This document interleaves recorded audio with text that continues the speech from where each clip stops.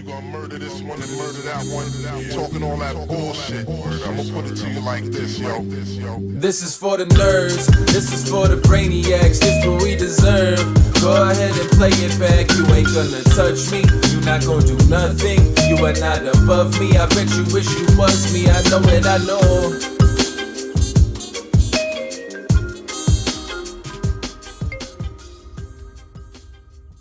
What is poppin', everybody?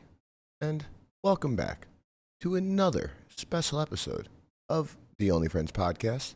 Well, you know, it's me and my only friends, which includes, but is not limited to, my boy, Guapito! What's poppin', baby? How you feeling today? Did you know that there isn't a single number before 1,000 with the letter A? The fuck did you just say to me? There isn't a single number under 1,000 that contains the letter A. But there's a single number over 1,000? Well, 1,000 One. has Why you a said under? 1,000. Huh? 1,000 has an A in it. Oh, you mean there's no You mean there's no A at all in the number? Yes. Yep. I thought you meant like didn't start with an A. Yeah, no, like 942, like none. Really? That's some weird ass shit. How do you know that? What the fuck are you watching? I had a feeling that you were going to cut to me today, so I started looking up interesting facts.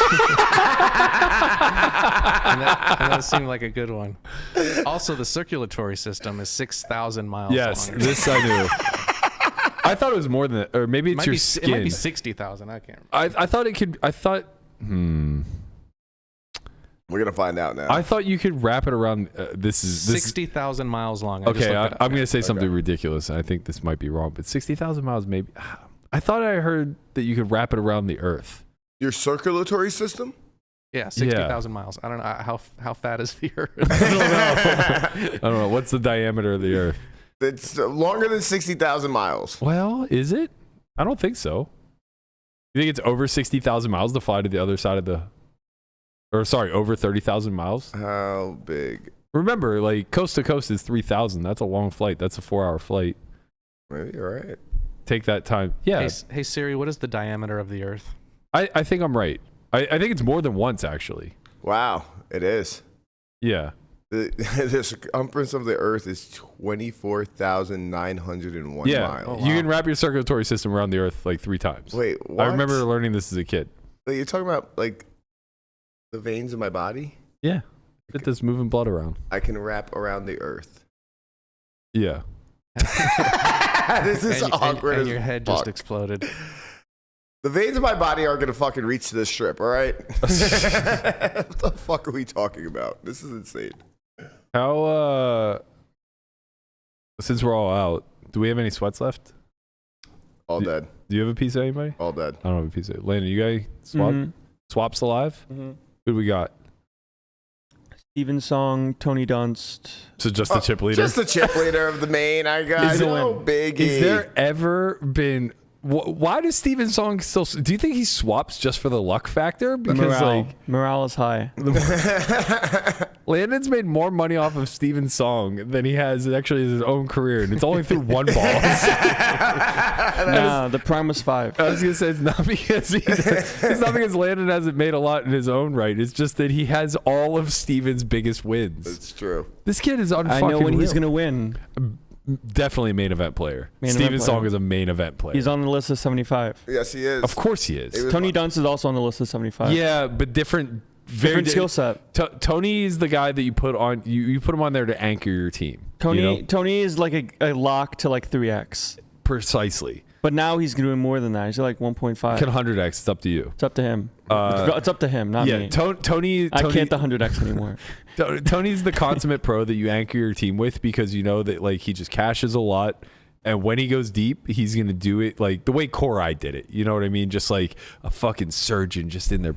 But Steven and Lonis and Bin Wang and Ren Lin, The 4 horsemen. these are the fucking these are your captains. Oh, captain, my captain. Yeah, you got to put Jesse. If you don't put Jesse on the team, that's on you. That's a huge mistake. Like, Yeah.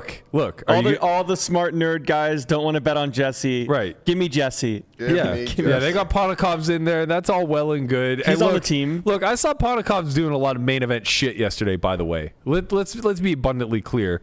The best players in the world also know how to convert themselves into main event players. This motherfucker, don't sleep on Ponakovs.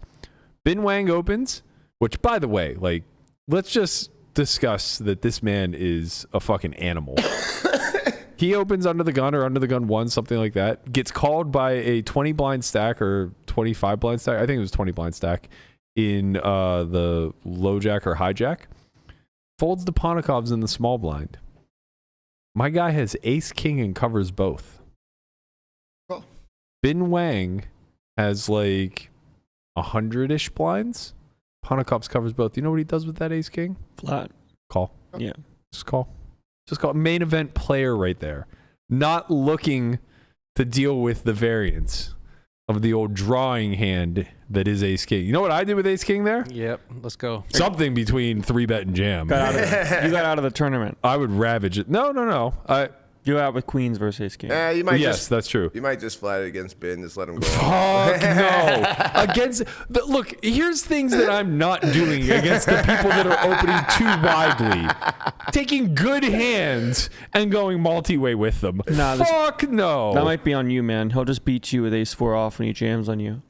Well, what would have happened, ironically, so then Danny Tang comes in for the big blind. We see the 6-4-4 Sounds board. like a Triton tournament. Does. It's toughish table. That's also, on another thing that I think Ponakovs is doing well there. He recognizes a little bit tougher of a main event day 4 draw here. So he flats. Danny Tang comes along with the 9-4 diamonds in the big. Comes 5-4-4 or 6-4-4, something like that. Check. Bin bets. Pocket 8s. Smash. All in. Which, by the way, bro, you had your shot pre. Like, it's been. Stuff it. Let's go. So anyway, pocket 8s recalls. It was not 9-4 off. It was 9-4 of diamonds, max value, max. I was watching very closely. 8s jams. I was watching very close. Ponakovs quickly gets out with the ace king. 9-4 obviously snaps. Bin tanks. What does Bin have? 10s. He tanks for a while and he lays it down. And in true Bin Wang fashion, turn 10 of spades. It's right off the fucking He went against himself. He knew that he might have been behind, but that doesn't stop him from winning the pot. That's correct. He still would have won the pot. Yeah. And then just for spite, river ace for Ponakovs. Yeah. So what probably would have happened if he squeezes is Bin says, fuck you, I don't care. I have pair. I'm all in. Ace king calls off and loses the flip and is out of the tournament. All things change because now instead Bin bagged 655K. Man. Hero in the field, but not deep. Well, yeah. It's interesting. I mean, I wouldn't. It makes sense, like flatting ace king and spots like this with the whole main event thing. Like, it's very rare that, in theory, it's obviously not real, but you're not really playing a real game anymore. You're just trying to make some good hands. But you probably get called too much or things on those lines. Like, he doesn't want to. Like, it's not good for Ponakovs to like potentially flip here. Correct. This is so Matt Hutt and I got into a discussion on our Discord channel, and this is similar to that topic of conversation, I would say. It's like the left curve, right curve, bell curve, where like the guys that don't want to risk all of it will flat ace king, but then like Ponakovs that like really values like tournament life, post flop edge, skill stuff like that will also call the ace king. Correct. You know what I mean? And everyone in the middle, it's like, oh, what are you gonna do? You're out of the tournament. Well, and look, for most people, that's just correct. The less post flop skill edge you have, the less end game strategy that you're capable of executing, the more you should be taking chances early, I think. And just ensuring that whatever is top of range is realizing the fullness of its EV. Hope right? it's your time to win flips or get maybe fold pre if you're lucky. Correct. Yeah. I think all of that's like sound strategy, but for a certain subset, and I would put you in that subset, who are capable of really sound endgame strategy, who are excellent tournament players, understand ICM, things of that nature. You do really want to try to avoid this one particular thing that Hunt and I were going back and forth on. And it came about from a hand that was played on the bubble where 7 bets went in pre. Yes, this one. And it was aces versus kings for like 100 big blinds each. Something went wrong. Yes, of course. Now, to be fair, it's a click war. It easily could have ended in 4 or 5 bets had they sized differently. But my whole takeaway, like basically Hunt was saying, like, in theory, this is like kind of okay type of thing, right? And I said, yeah, that's probably true. And even in practice, there's a world where it could be okay. Like, he's like, you know, the guy with aces was like a Brazilian pro, and like they're just known to Vamos Brazil to kind of go for it. He's like, there's a world where his 6-bet range could just strictly be bluffs and bluffs alone. And now Kings is just printing by jamming for the 7th bet. It's like, yes, that's probably true too. But what my counter to that is that in the main event specifically, but also just in tournaments in general,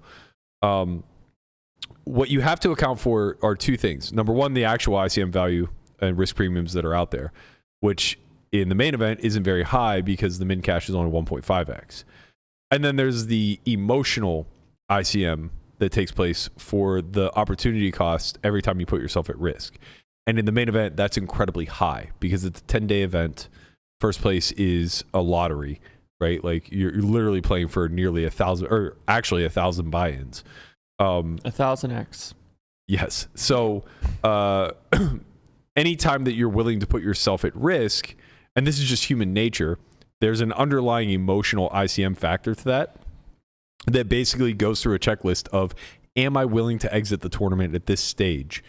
If yes, with this hand, then go. If no, take the more conservative route, right? It doesn't lead to more folding necessarily.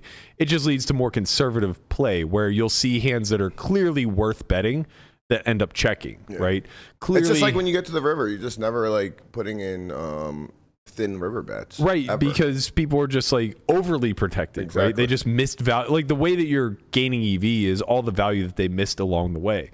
And the same thing happens pre when you're talking about 4, 5, 6 betting and things like that. It's way easier to bluff than it is to have a hand that's not aces, that's value, right? Because like when you have the kings and the queens and the jacks and the ace kings, you are funneling yourself to a position where you still have a hand that is making EV, so you can't fold, but the response range is continually getting tighter and tighter and tighter. And what I said, and this kind of relates back to the Ponakovs deciding to just flat here with ace king, is my specific mantra for big events like this is I don't want to put myself in a position, I don't want to take an action that will take my hands that are earning the most money and funnel them to a node where they're near break even, right?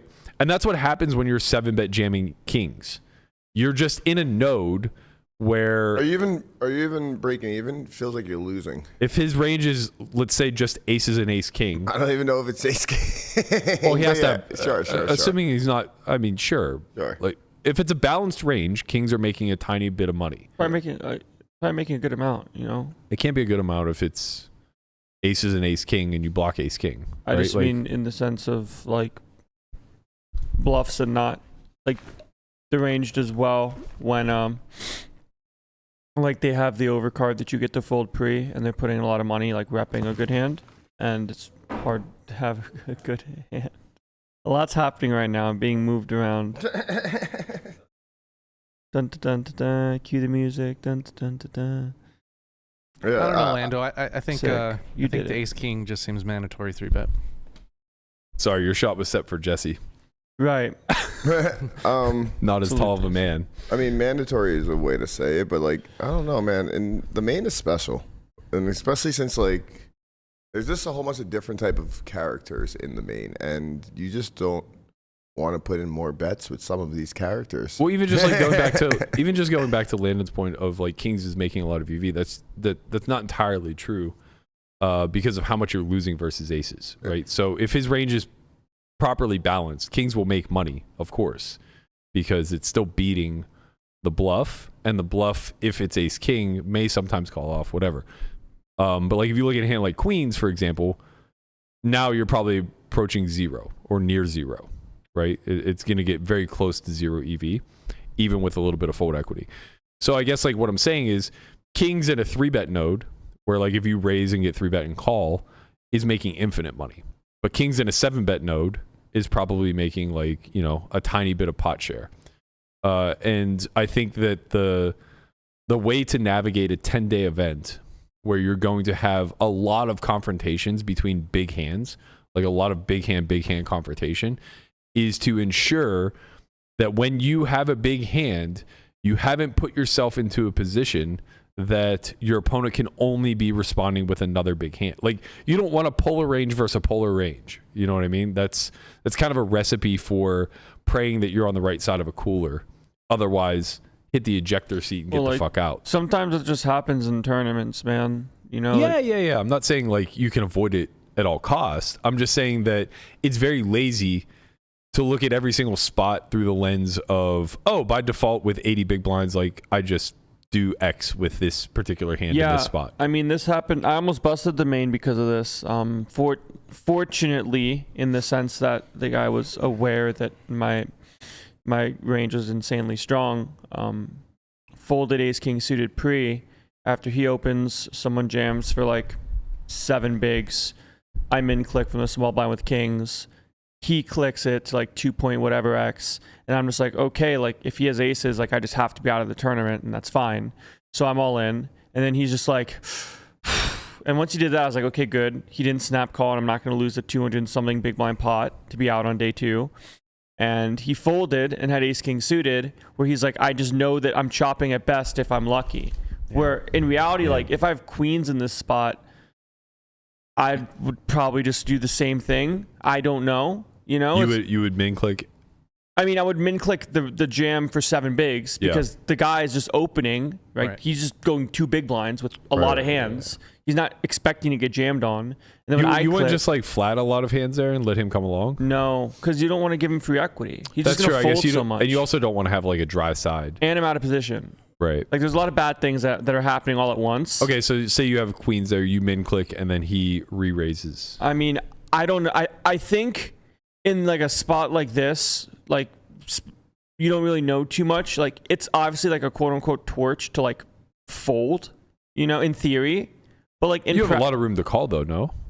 You're out of position. Like you're just gonna have to like fade a bunch of stuff. Like he's probably gonna play pretty straight up post. So like you can probably peel. But Yeah, like, I think at the same those are time, like strong reasons to peel. But at the same time, like how much do you want to be peeling here? Not that much. Sure. I don't know. It's just like not a very fun spot. But what I do know for sure is you're probably not going to see like ace jack off from the guy that's minning to be like, oh, let's make this guy that min clicked when he didn't need to play a pot fold his really good hand. Right. I think that like what you're really speaking to, and in my opinion, this is like the biggest strengths of guys like Steven Song and Jesse Lonis, is that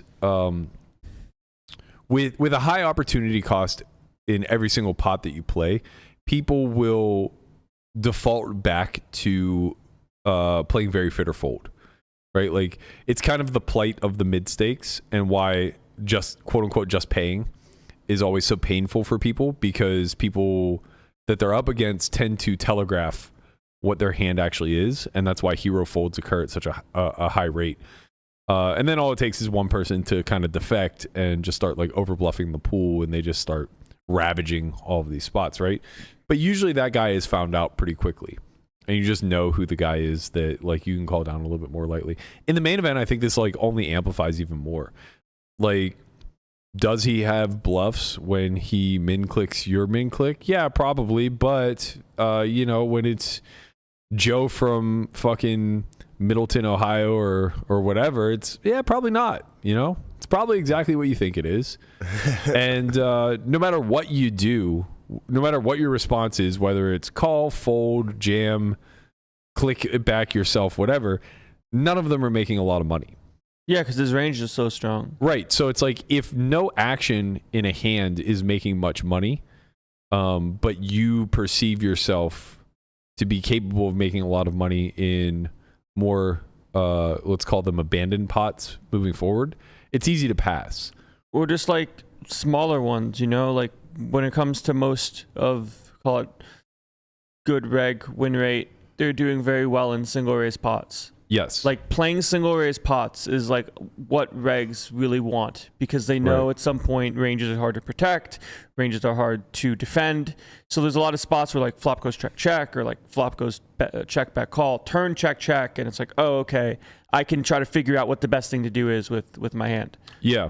But like when you're playing 3-bet pots and 4-bet pots, like 4-bet pots specifically, it's like, oh, like someone made a pair, like hopefully like you have a pair and it's better than theirs. Exactly. Yeah. I think that you're really illuminating like kind of the point I'm trying to get across, and maybe that's a big reason why we see Ponakovs kind of like play a little more trappy, a little more passive with the ace king there, because like it's just not making much. Unless, like, the majority of how ace king's winning in that spot is by squeezing and taking the pot down. Yeah, squeeze, win pre, or like have good equity when you have to be all in because somebody else is all in with a pair. Right. And now you're just playing this infinite big blind pot with the dead overlay, and you're winning some money, but not both of you are winning money, and you could be out of the tournament, which is a high risk. Exactly. Yeah. And I think, like, ultimately, the best players in the main event, the reason why I think we put guys like Lonis and these guys on pedestals is because, maybe this is kind of an unspoken secret, but those of us that like to take it to the streets a bit, we play way more single raise pots than any of you fucking nerds, right? Because like we're just not afraid to flat. Like so much of it comes from just flatting to begin with. It's hard. Like Lonis played a hand where he flatted twice with king's pre, and this is kind of like what I'm speaking to about not getting into nodes where your hand is no longer making money. He has the opportunity to like 4-bet, he has the opportunity to 3-bet initially, like whatever, and he passes on both of them to take a hand post that like is supposed to be out of range, and it ultimately just ends up getting him near full double and busting a guy who was like rifling it off with a hand that he was just like kind of lost on. I think he might have had like ace queen or something like that. Sure. And he kind of got put in the blender because he faced 3 streets of aggression, but he also found himself now with a hand that was capable of calling down where otherwise he wouldn't have one. Is this the one where the board was like queen, 8-8, queen, queen? Yes. Oh, that was against Reichard. Yeah. So Sorry, it wasn't ace queen that he had. He had ace king. Ace king. He had ace king, and Jesse bet the river, Reichard bluff raised, and then Jesse was like blender called. Yeah. I don't know the exact hand, but I saw the update. Yeah. But like Josh is obviously someone that does insane. Josh would be someone that's on the 75 team. He's like one of the best live main event players. Josh who? The guy that won the WPT against me. Okay. I mean, he's just super good at poker, played it so much, knows like how the pool thinks. And there's just something to be said about like valuing the MTT, like the life or the spot. Like there's better spots for like Ponakovs and ace king here where he knows what the right play is, right? He's playing a GG 10K, the money goes in. Like he's playing exactly. 25K, the money goes in, right? He's playing this spot. He's like, you know what? Right. Like he might mix in this spot, but in a GG 25K, like it's 100% a squeeze. Yeah, you just have to play differently in the sense of saying, okay, I don't want to take this spot where someone can just be all in and now I'm flipping. Mm-hmm. Or I can wait a few hands and then open the hijack and the big blind calls and play jack 6-7. Right. I want to play that spot with the uncapped range versus someone that needs to defend, rather than try to squeeze versus someone that will just put in 7s because he thinks I have ace king and then flip his way out of the tournament. Yeah, and I think that's really what it comes down to. Like these guys that are super hood, they're just like in there in the single raise pots a lot. And yeah, sure, sometimes it's like under the gun 7 versus cutoff and they're the cutoff, or it's under the gun 9 versus hijack and they're the hijack, and they have a range that like in theory just kind of doesn't exist. But also a lot of that range is hands that otherwise would be 3-bet, or they'll just figure it out. Like at the end of the day, they're still leveraging their position, right? They have reasonable enough hands. They're waiting for spots to be able to try to stab or just fold or just like make a big hand. Waiting for it to be checked to them. They get to take it down for a B40. Like this is a lot of win rate. It's a weird in between where like the theory boys will be like, okay, like you can't do this with ace king because like now you're not winning as much as the hand is worth, and like now that's your problem, right? But at the same time, not everyone can play perfect in every hand. Right. So if someone's making mistakes by not clicking and click bluffing enough when like you have queens in my particular spot, it becomes my problem. when they do click. Because like if I don't take into account that range is stronger, and I'm like, oh, like haha, like I guess I just have to be all in, I'm just out of the tournament. Right. Versus the range that doesn't have a fold. Yes. I wholeheartedly, and Like that's the big thing, right? Like they gave up EV by not having the bluffs. Exactly. Which means I now need to respond by being tighter. Right. And if I don't, that's on me. And that's the biggest way to really up your chances in an event like this is to be able to value cut people. Because like if we understand out of the gate that they don't bluff enough, then our bluff catchers go way down in value. Therefore, like having the middle of our range sucks. But what goes way up in value then is if we can value cut people in spots where they think that they're clearly value betting, but we're protected by having some stronger hands in range that we otherwise wouldn't have. Yeah, and I don't think this is like call it necessarily applicable for like call it copy paste tournaments down the line, but something like the main, like a 10K, where there is definitely a lot of softer spots. But if you're playing like a 10K and like deeper, and you have a tough table where like even just like the win 10K, it's like so much. Like it would be insane to play the same strat. yeah, that's a tough tournament. It's a tough tournament, you know. Very like, tough, very tough. But like in this tournament, in some cases, like you're just gonna have table draws where you'll be fine, and if you don't get a good table draw, now you have to take those spots, right? Yeah. Like if Ponakovs is playing at a table with like him, Mateos, who also has a ton playing, knows what theory is, but also knows how to like get away from good hands. Yeah, but like even still, you can make a pretty strong argument where it's like, okay, so you're not going to make a lot of chips on this particular day when you have this particular table drop, but like so many tables are just going to be Alex and 7 people who are happy to be here.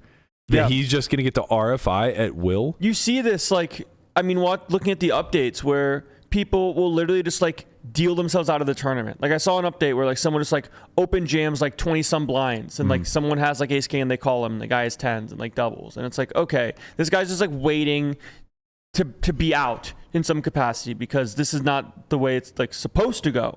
Right. And like if you don't want to play post, like I get it, but it's like that's going to happen more where you can find spots like that, but in tougher tournaments, those spots go away.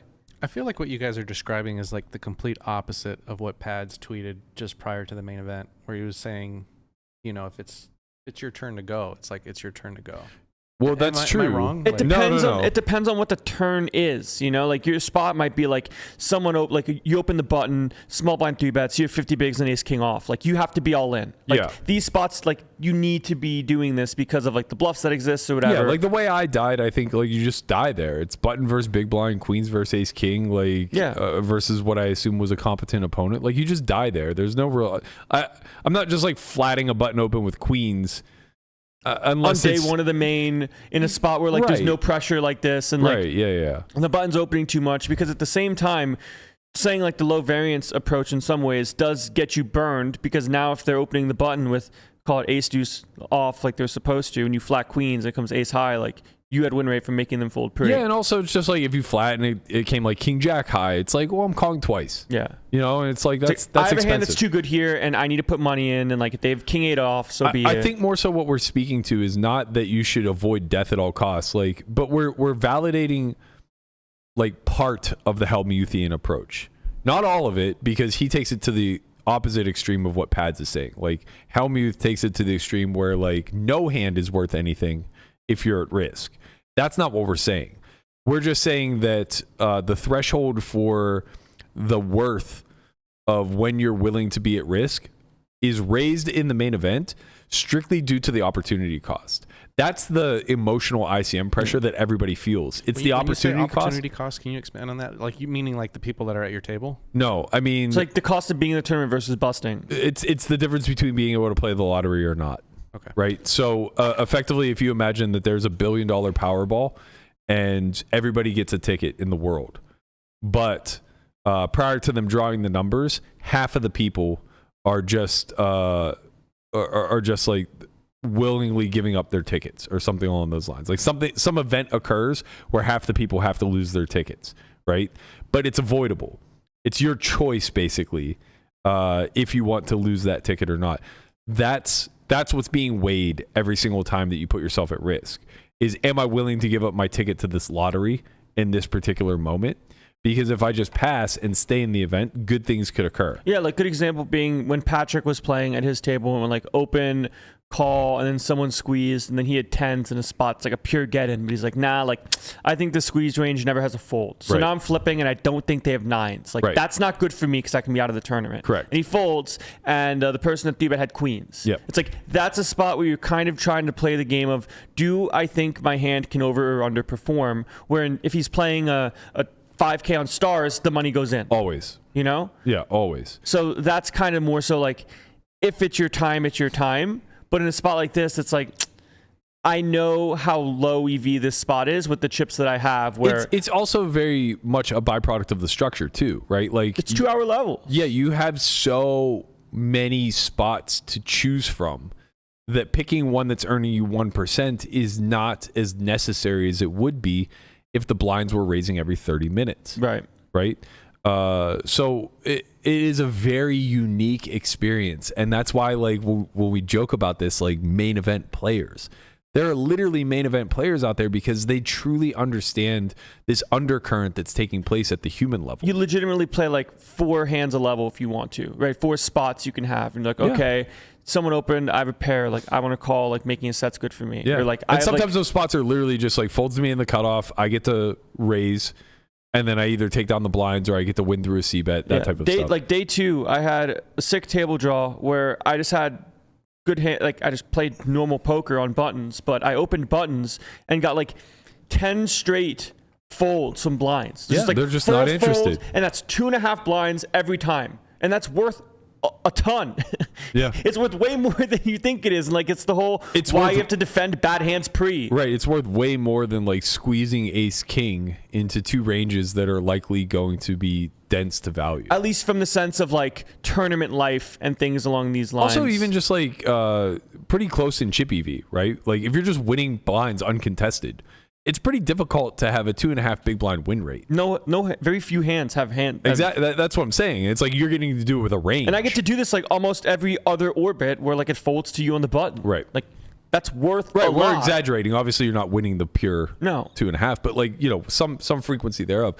I find it to be really fascinating because like that is, in my opinion, what makes the main event so fucking unique. And it's such a beautiful display of patience, timed aggression. Obviously, there's a huge luck factor involved as well. But I don't think you're going to find anyone who runs deep in this event who at some point, A, wasn't super short and found a way to navigate a nub for some extended period of time. Well, that's the thing is what's short in this tournament? 30 bigs? No, I mean like 10. Like 10? Yeah. Yeah. Like somewhere along the lines, the structure never catches up to you, but somewhere along the lines, you go spot dead. Yeah, and that's kind of how you figure out who makes it farther or not, is like sometimes people don't get card dead or spot dead till day 7. Sure. But then the other side of that, what I was going to say is I think it'd be very hard to find people who run deep who like don't finish top 3 tables where they didn't make some sort of hero fold along the way. And conversely to that, I think that it's probably pretty rare that the majority of people who run deep made a hero call somewhere along the way. And I think that's really what we're speaking to in the uniqueness of this event, is that of course people are getting out of line. Shit like what Jesse Lonis did with the ace-5 is happening. We'll discuss that hand here momentarily. But it doesn't happen at a frequency high enough to really justify baking that into your strategy. You know, like, okay, I know that over 7 days I'm going to have to make like 4 hero calls. Right. Like, It's here's one of 4. don't. Yeah, it's like you probably just like don't.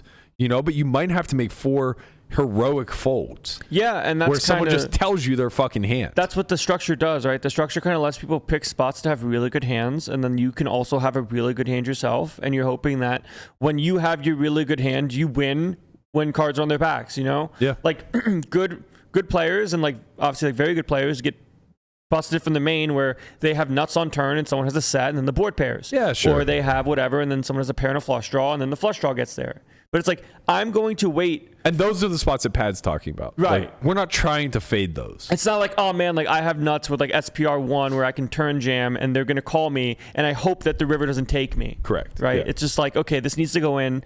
The game is the game. Yeah. If I'm out, I'm out. Yeah, But not exactly. open, call, squeeze. I have 9s and in the machine, we're just loving it.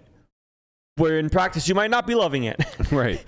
if the squeeze range doesn't have a fold, it's very scary. Yes, very, very much so indeed. So it's interesting because we do see that Steven Song is chip leading this bad boy, and again, like I think, come on, Steven, very easy to qualify him as one of the guys. The main event players.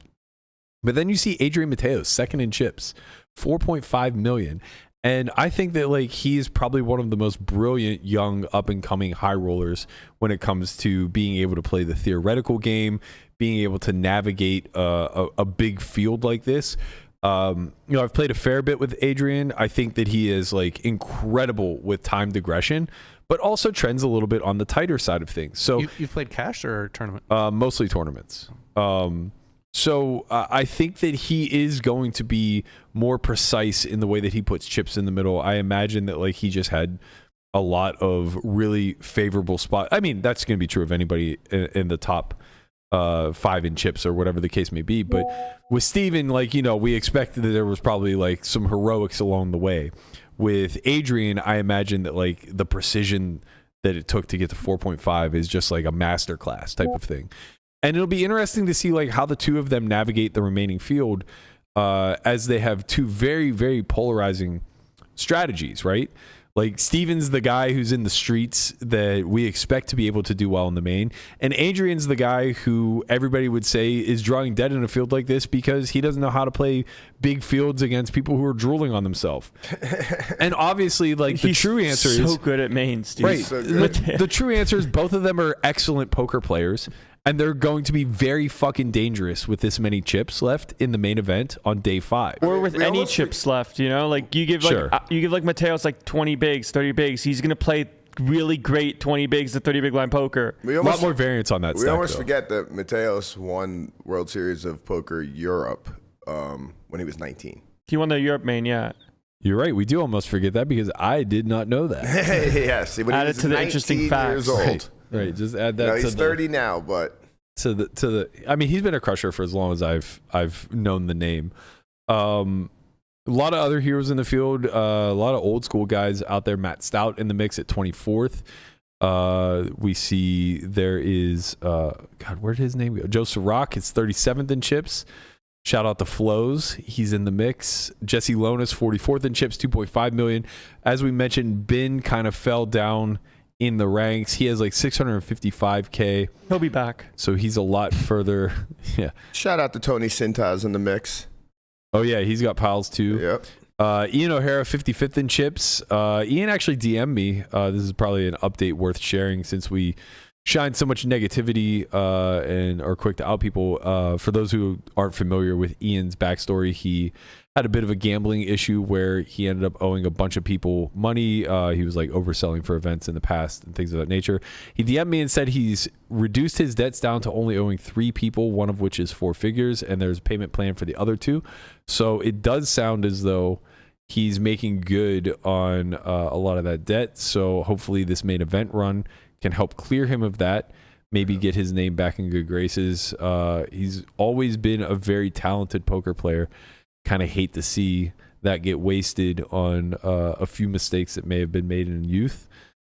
So maybe a good story comes out of this one, which would be nice because I think a lot of guys who kind of get into that got shamed for doing something bad. They just say, okay, well, this is me now. There's no repairing my name. The redemption arc doesn't exist. Yeah, I'm just gonna scum everybody moving forward and continue. And I think like Chino's a good example of somebody who wasn't that, right? Chino's a guy who a lot of different steps along the way owed the entire poker world, but always made good. He battled his demons in the pit and other things of that nature. But it seems like he's doing really well now.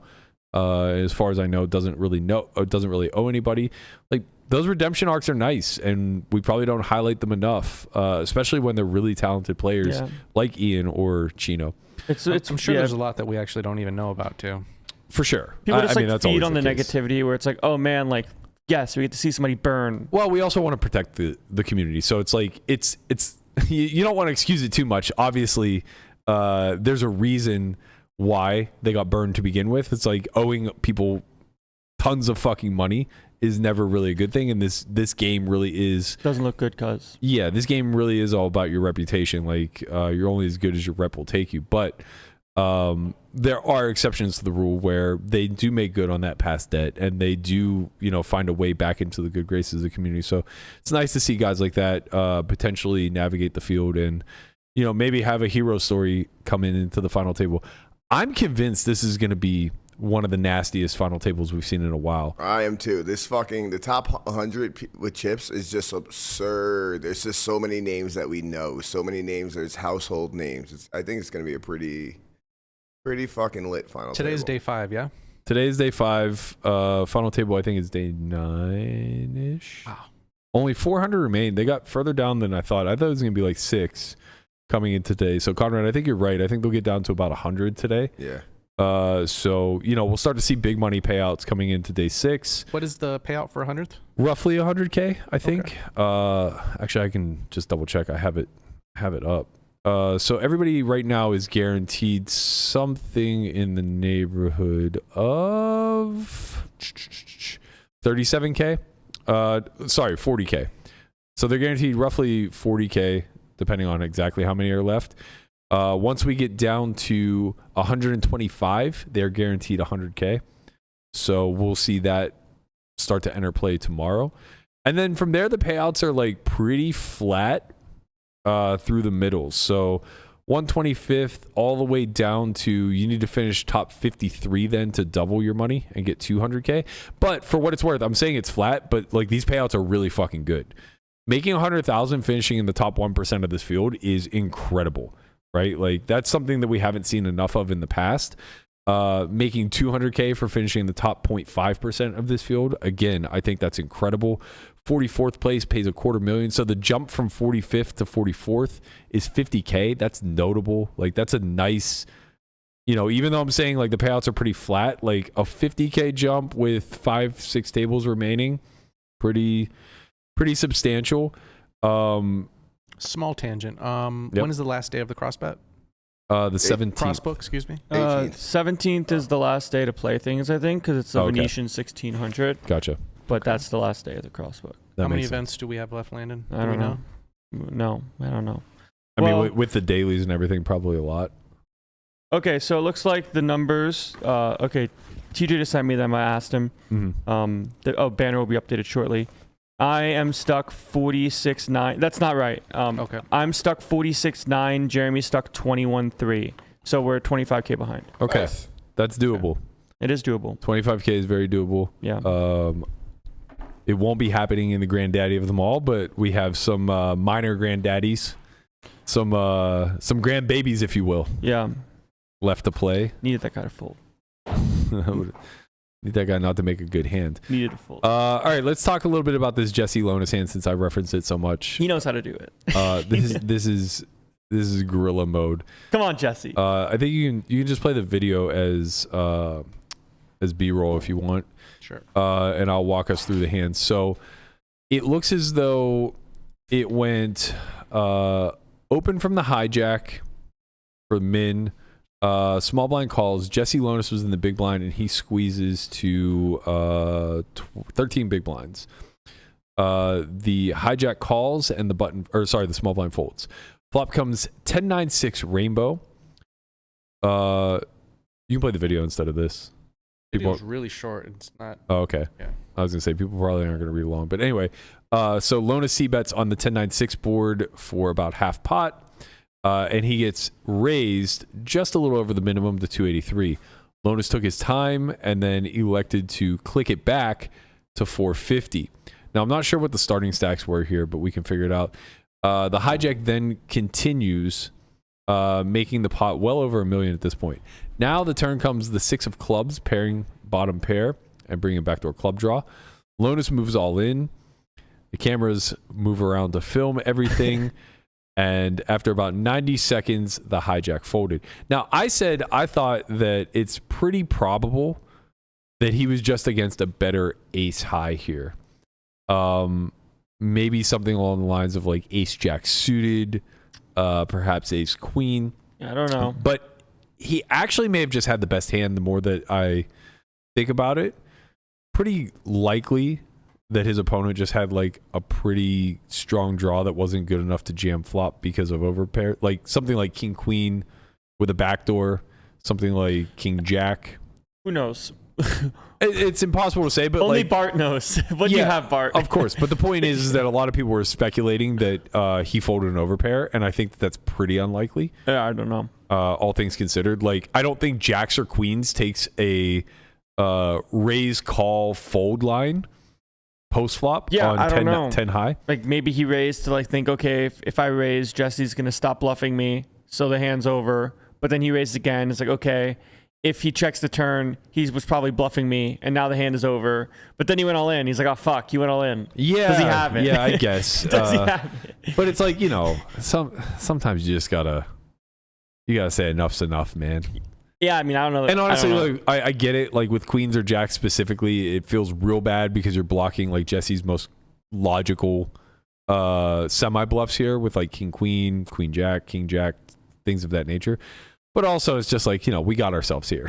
Yeah. So I don't know, but it really does put on display why Jesse Lonis is a main event player. Big time plays by the fucking gorilla himself. Special plays. That's right. He's really ripping it. And honestly, like I assume he covers here. I think he does. Yeah. Which makes the flop raise by imposition even more interesting by me, or for me, I guess.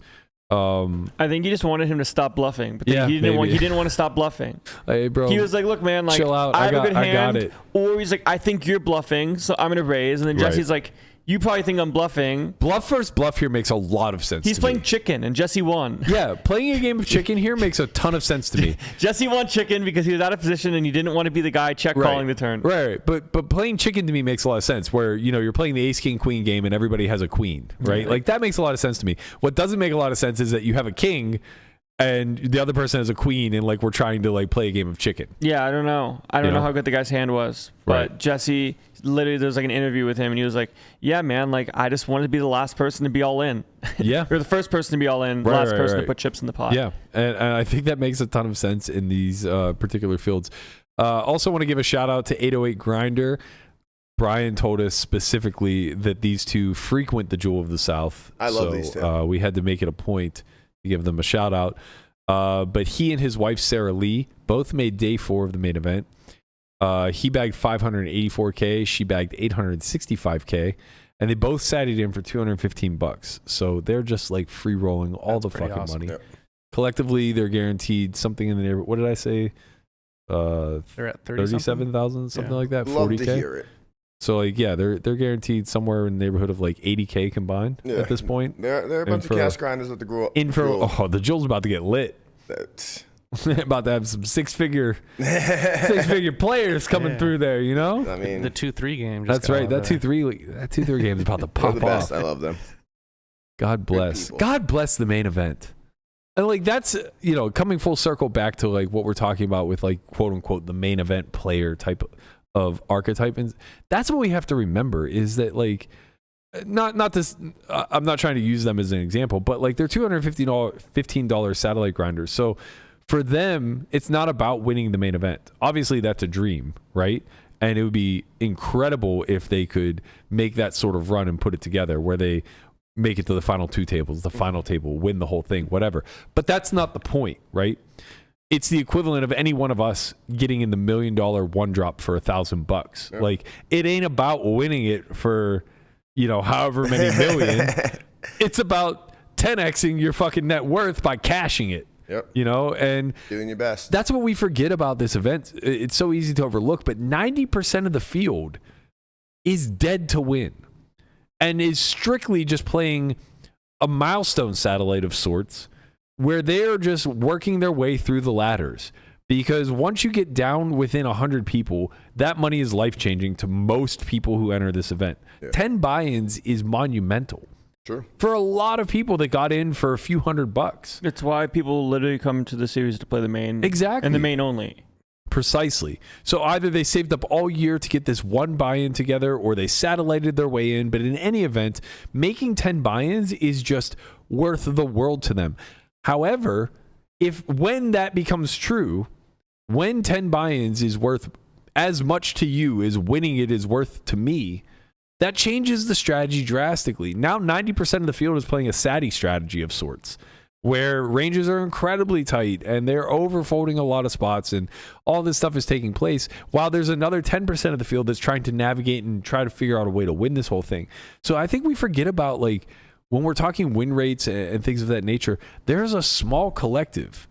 And I think we're seeing it really rise to the top this year when we look at the leaderboard of day 5 chip counts. And maybe we saw it a little bit in years past. Chance had back-to-back deep runs. There are a lot of hero stories we could pull out of the last few years. That's the 10% really capitalizing on everybody else's risk aversion to actually having to exit the biggest lottery that they'll ever play. And that's what allows win rates to be so fucking high for the good players, and what allows us to see so many ridiculous hand histories come out of this event, right? Yeah. So I don't think it's something we should overlook. You know, I really do think this event needs to be treated incredibly specially, and really does have to have a totally different strategy aspect to it. It's impossible. Like, I just tune out when somebody says, I mean, theoretically speaking, right? Like, the second that they start a sentence like that, when talking about the main event, I'm done listening. The conversation's over. I'm just totally done listening, because what realm have you modeled for 7 people at your table playing a single table satellite and the other 2 people going to war trying to win the whole event? Yeah. Like, how have we modeled that? And it's not even like the other 7 have probably never looked at a solve in their life, so they're never going to play. They're never going to play that close to, you know, GTO, blah blah blah. Disblaster. Go ahead. Finish your thought. Disblaster was asking how bad the payout structure is this year. It's phenomenal. It's the best I've ever seen. Yeah, it's still screwing 30 to 100. He said no, it's not. Not even close. It's like 100x better for 30th to 100. To give you an idea, I think 2 years ago, finishing 41st got you like 160,000. And it gets you last year finishing 50 something got you 146. Okay, yeah. So I think like 41st like 160 something like that. This year it's not that much of a difference this year. It's 250K.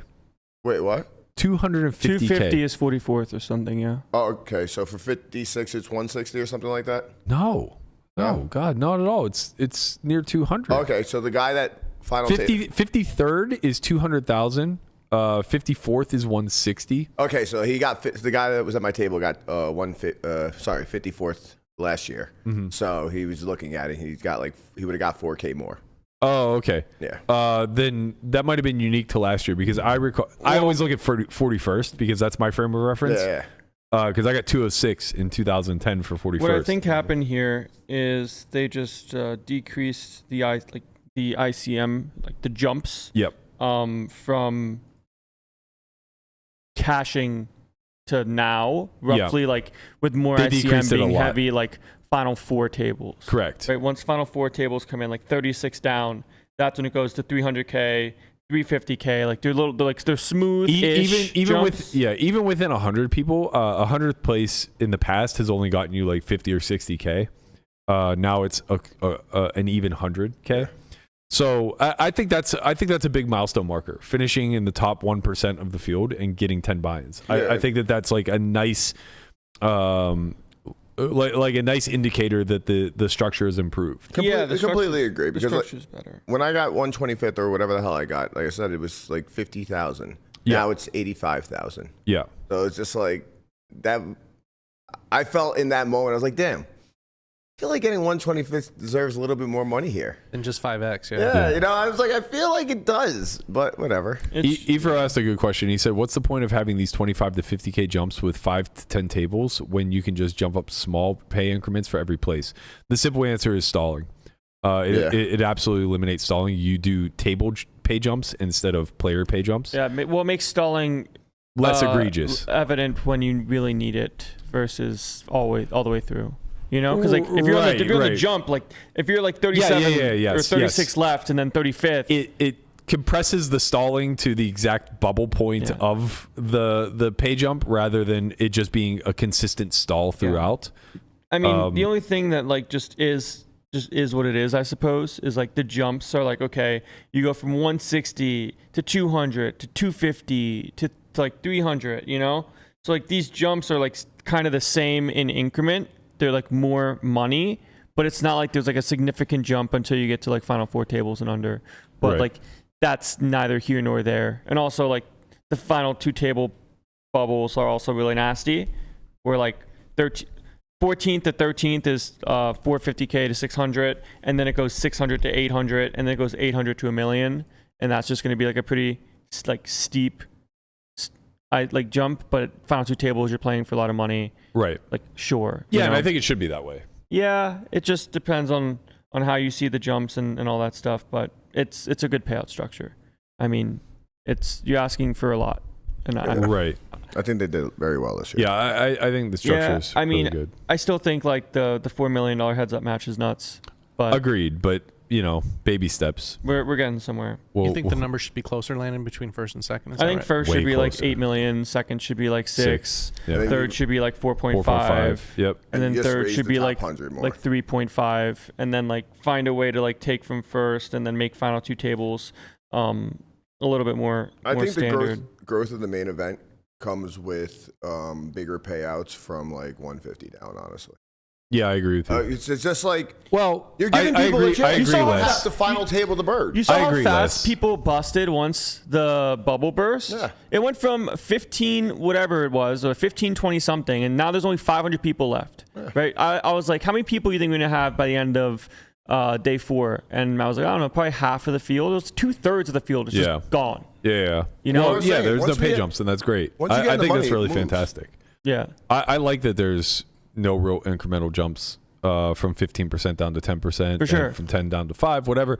And yeah, I sort of agree a little bit with Conrad, but I don't wholeheartedly agree. Like, you know, I think that for making the final 2 tables, you could guarantee them something closer to like $500,000, maybe 700K-ish. Not even though, because like, I don't think you can give more than $1 million to 9th. Okay, I agree. And if you can't give more than $1 million to 9th, then I don't think you can suddenly give like 700K to 18th. And that's why I right? think the bottom goes up. Like the top 100, like the 100th and 150th. I think it's really good. I think 100,000 for the top 1% is really good. Well, I'm just saying we're taking $2 million off top, like from our conversation. Yeah. Like if we're taking the $2 million off top, where are we going to put it? Well, I think some of it is going to go to 9th, 8th, 7th, and 6th because there's That's for sure. really no incremental jumps between 9th and 7th. Oh yeah. Okay. Like so, the FT pay jumps are kind of what they are. They're not great. So you Yeah. put like 250 to 300 there. I just think like the final table would get a lot flatter. It would be like 8 million to first, like $1 million for 9th, to 9th. and then figure it out from there and make it flat. Yeah. And the jumps are going to be like relatively small the whole way through. And look, like, sure, maybe the final table might take a long time to finish, but like nobody It cares. actually wouldn't though because you know? it'd be so flat. Well, I mean, when it's flatter, you're more incentivized to not lose in the tournament. That's true, I guess. But I You're right. mean, in the sense of the people that are playing FT for a ton of money aren't going to worry about how long it is, right? That's just for like a viewer experience kind of thing, Also true. which is just like they're playing for life-changing money. Like let it be. Yeah. More content isn't somehow now worse. Yeah. I suppose. Yeah, that's fair. I think another big takeaway is that they're actually listening, right? I agree with that too. Yeah. Yeah. That's awesome that they're listening. That's Yeah, huge. I agree. And I don't think anybody cares that first is, even though it's a bigger field, is less than last year's. One person made a comment on our YouTube page about that, and they're like, "Well, they kind of screwed the pooch by making it 12 million last year because now they have." It's like, well, it's just optics. No one gives a shit. It's like a new milestone, and like the only people that care are the people that aren't really worried about it in the first place. The only Right. people that care aren't playing. Basically. They just aren't playing. Nobody who wins this thing for 8 million is going to be like, man, really should have been 10 like last year. Yeah, Should have been 12 like Because the last same year. people that like are in that sort of boat, if they get like an FT run that's not first, it's like, oh man, like I would have got screwed if Right. I got 6th 2 years ago. Yeah. Where now, like with a better payout structure, they get more money for that 6th place. Yeah, I think if you took 2 million off the top, some of it gets dispersed amongst the final table. I think some of it maybe gets dispersed amongst the bottom. That way, you never even have to consider like thinking about trying to make some weird backhanded chop deal, you know, also or true. like figure out selling at some ICM value or whatever. It's getting a lot better. We don't have the 2x multiple between second and first, so it's getting better. And I think it'll continue to improve. Yeah, So that's particularly it's good. nice. Love to see it. Let's take a quick break to plug Poker Out Loud. We have a new episode out this week, and here's a pot of me and Landon battling it out and the young man rifling it off. Womp womp. So flop is like okay for us, 65. 350. The man can't help himself. He check raises If we had like 10-9 with no backdoor, I think we can consider fold just because the size is like huge.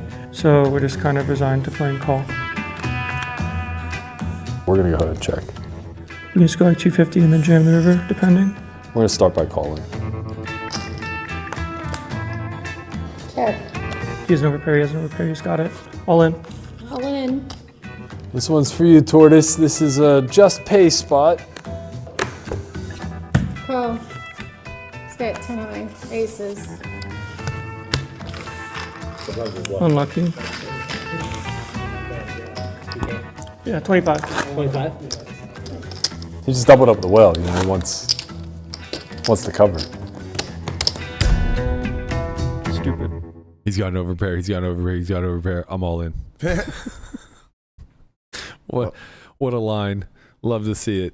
As you can see, kids, just pay.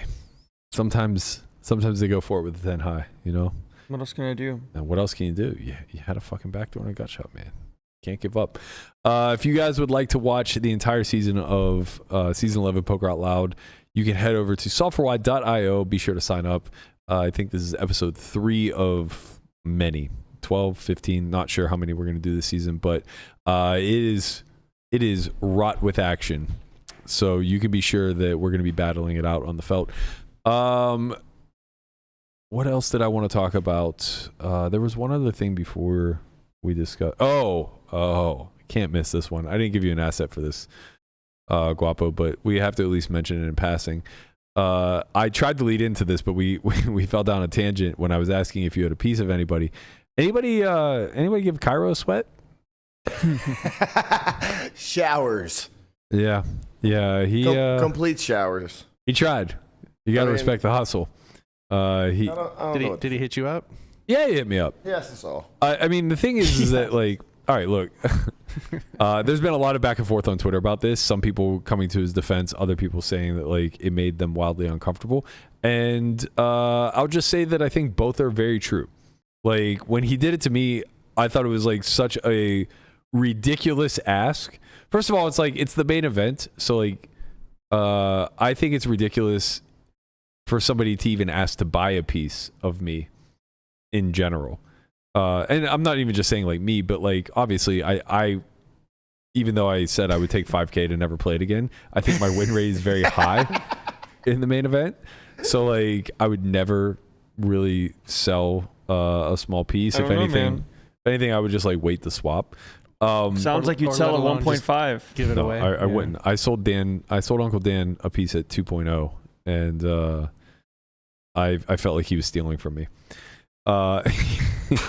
But either way, incongruency. Yeah, I've changed my mind again. I think the win rates are really high. I got all you had to do is play the tournament. All I had to do was make it day 2. Anyway, I thought it was like such a ridiculous ask that I just completely laughed it off. I didn't feel uncomfortable, although I did find it to be odd.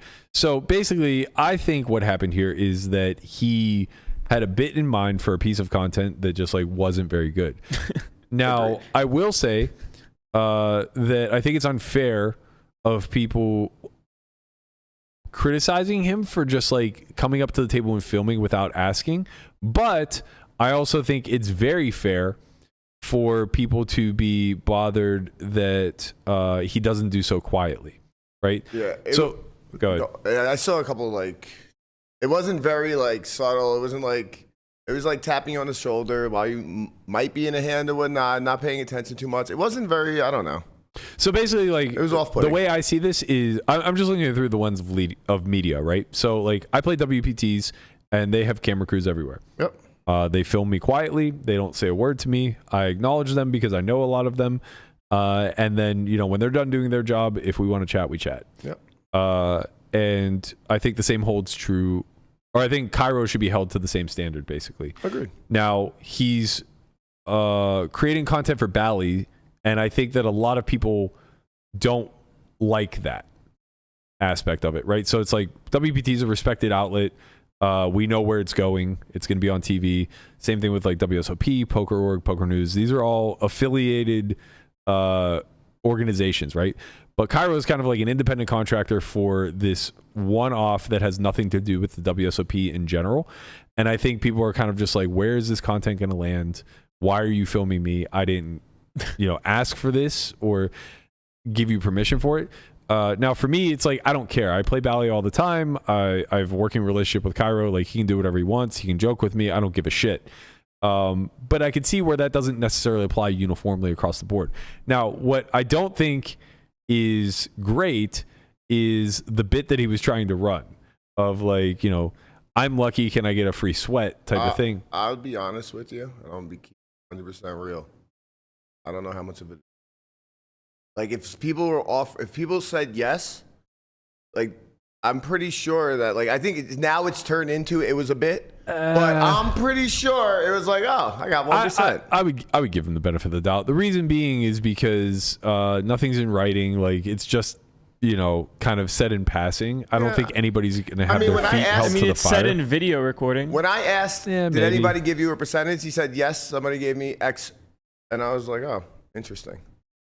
So I don't know what that situation is, but I did feel a little off-put about it. Yeah, I mean, I guess like end of the day is that I just don't agree that the bit would be funny. Like, I don't think the reactions to such a such a big ask would be all that funny, right? Like, I don't think anybody told him to go fuck himself, which actually would be funny. And I think like people who just awkwardly laugh it off and say no isn't very funny. Yeah. And I think people that say yes kind of do feel like they've been backed into a corner to say yes type of thing. Agreed. I feel like I'm the type of person would have been like, yeah, okay, sure, no problem. Right. That's crazy.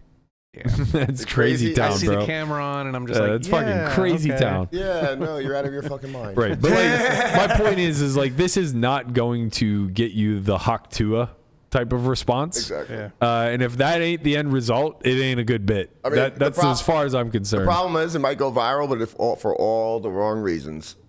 I just don't think it could ever go viral. I truly don't think it's funny. I mean, I think it goes viral if he gets a 1% of somebody who actually wins and now is owed $80,000. Well, yeah, but it goes. Now you're talking to Conrad's For all the wrong reasons. reasons. Yeah, that's you know what what- Twitter's yeah, coming right. after you? That's what I'm saying. Right. Yeah. That Right. shit So would be some shit. anyway, I like Kiero. I think like him being a part of the media force is completely reasonable. A lot of people are doing cringe stuff. I think that his barometer for where the line is often off. And I think that's why we see like the Maurice Hawkins interview. I think that's why we see this type of criticism getting levied his way.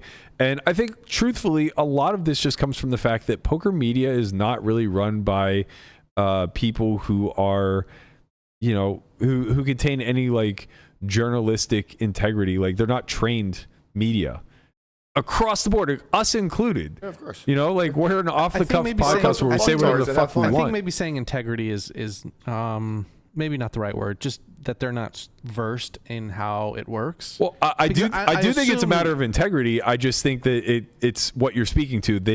They aren't educated on what is where the line is between being integrous and not. Integrous, is that a word? Full of integrity. Anyway, maintaining integrity. I think that the line is so often blurred because they don't have proper training, that they often are being like disingenuous or maybe crossing lines of some sort. And yeah, like Platt is like the guy who is the opposite of this. He's Like, imagine Jeff did this, dude.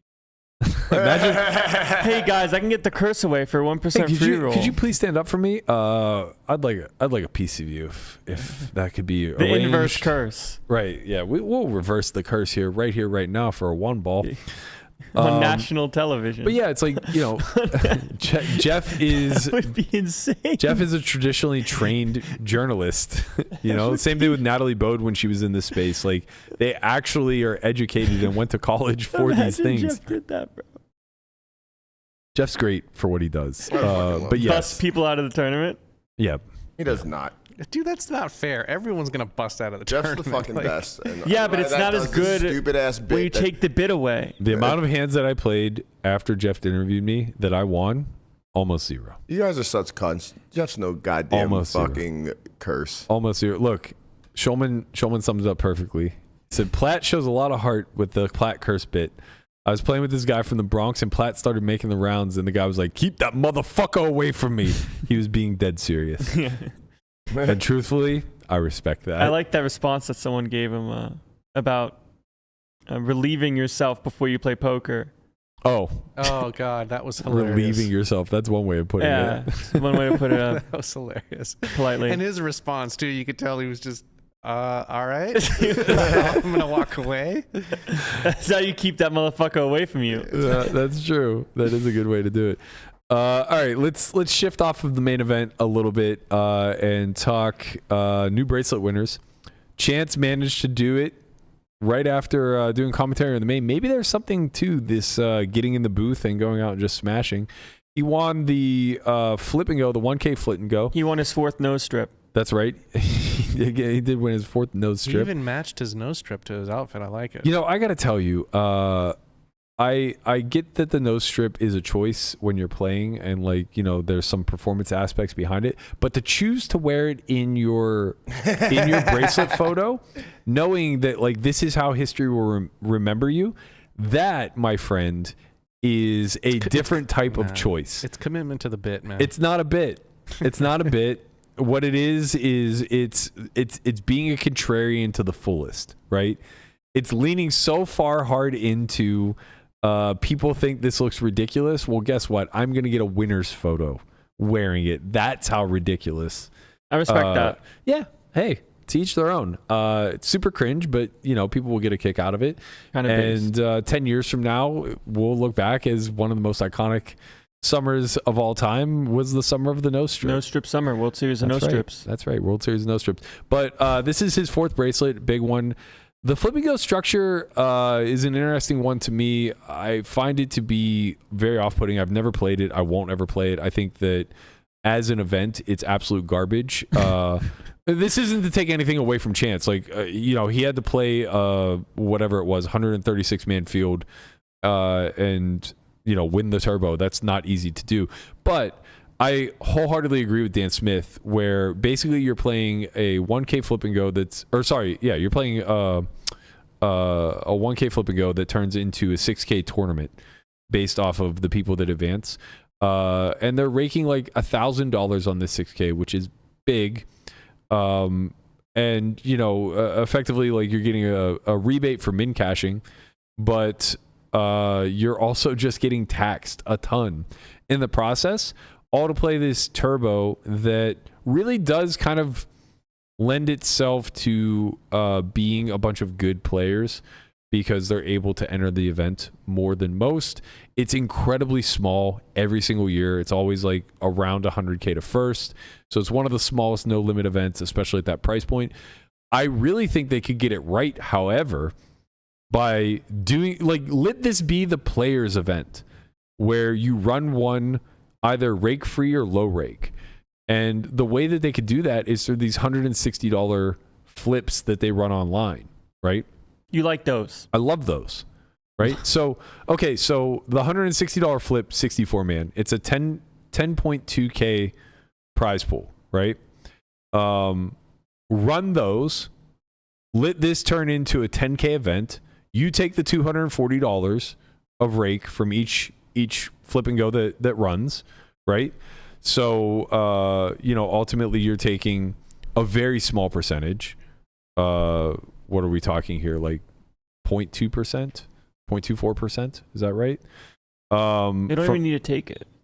Yeah, but let them. I mean, Sure. they're still running the event live, right? It's still 1 or 2 days of resources that they have to allocate to the event live. But like, let this be a gift back to the players where you're running an incredibly low rake 1-day turbo event where nobody has to do anything to get in. You just run these 160s online all fucking day. They auto qualify you for day 2. You know, they just pop off all day. And look, it's a 10K. It's 64. Double it, right? Make it a 320. Make it a 500. Make it a 225. I don't know. Give away more than one seat. Doesn't really matter. Do it however the fuck you want. But like, we could make this so that it's 1,000-person field on day 2. And now all of a sudden first place is like $600,000. Yeah, you can just decrease it and add double even. Instead of making it 160, you make it 80. Yeah, I mean, you could whatever run. you want. You could run an $80 one that gives away 1 seat. You could run a $225 one that gives away 2 seats. You could run a $1,000 one that gives away 10 seats. Like, whatever. You could do all of these things, and I think that there's a chance to make the event really stand out on the schedule as like a gift back. He tried so hard. I know. Well, that was on Guapo. He's just like steal on you for no reason.